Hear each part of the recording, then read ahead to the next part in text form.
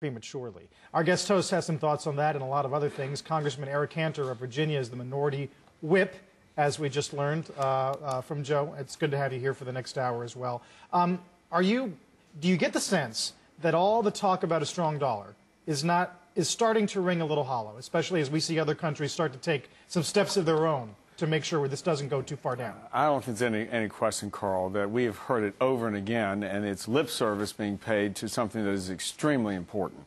I mean, we know a strong dollar reflects global confidence in who we are and what our economy is about, and ultimately the ability for the United States to make good on its obligations. Is the new bit this week about using some of the TARP to address the deficit, is that a sign that the administration gets it when it comes to fiscal discipline? I'm hopeful, but let's see if they'll put their money where their mouth is here. I mean, it's something that we Republicans in the House have been advocating for several months now, is that why do we want to continue sort of a slush fund for Congress in this $787 billion TARP program? Let's go ahead and retire the debt so that we can make some progress bringing down the deficit, and at the same time take it away from Congress that wants to spend it on whatever may hit their fancy at any given time. Yeah, your preference would have been not to have passed it in the first place, obviously. Well, I mean, but again, many of us were faced with that decision a year ago where the capital markets seemed to be in the mode of collapse. Yep. And in an emergency situation like that, we felt that the action taken was going to be temporary, which is why I really support the administration, if they're going to decide